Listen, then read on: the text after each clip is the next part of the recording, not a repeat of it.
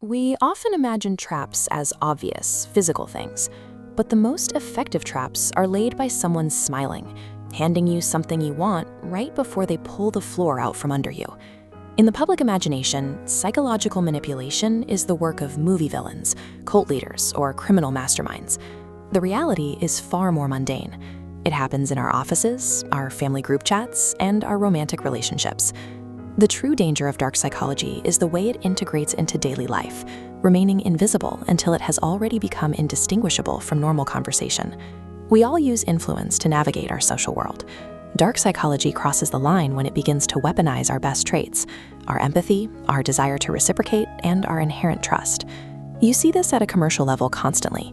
App developers exploit the Zygarnik effect, knowing our brains hate unfinished tasks to keep us scrolling.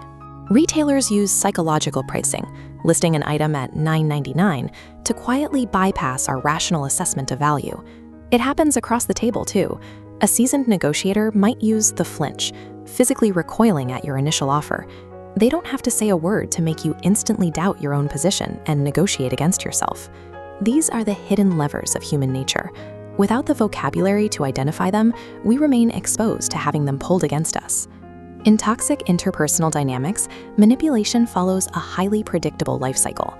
It begins with the hook, a strategy designed to bypass your natural skepticism. One common entry point is love bombing. By overwhelming you with rapid, intense affection and compliments early on, the manipulator creates a fast, unearned emotional dependency. This flowchart illustrates the Benjamin Franklin effect. When a manipulator asks you for a small favor and you grant it, your brain resolves the resulting cognitive dissonance by convincing you that you must actually like them. Because these initial interactions feel so validating, they establish a thick baseline of trust. That trust acts as camouflage for the psychological abuse that follows. Once that foundation is set, we enter phase 2, destabilization. The manipulator now takes that unearned trust and weaponizes it against your perception of reality. This often takes the form of gaslighting. When a person repeatedly denies objective facts, telling you an event never happened or you're remembering it wrong, they are methodically eroding your confidence in your own memory. This chart maps out intermittent reinforcement. By unpredictably alternating between peaks of affection and valleys of coldness, the manipulator mirrors a slot machine. You work harder to reach that initial high, but affection spikes become rarer, and your baseline emotional state steadily drops.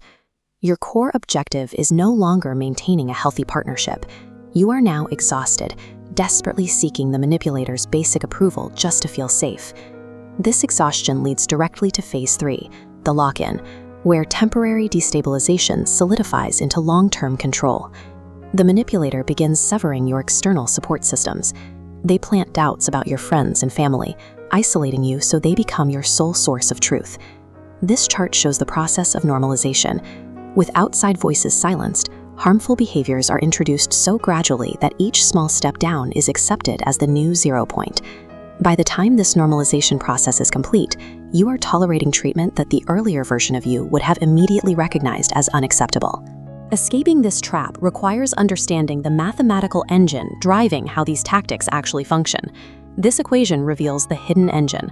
Provocation plus your emotional reaction equals control. They manufacture this provocation, needing your chaotic reflexes for leverage. You can't stop their provocation. Your only true point of leverage is to subtract your reaction from the equation. Your first line of defense is reality anchoring. When you start to doubt yourself, write down the facts.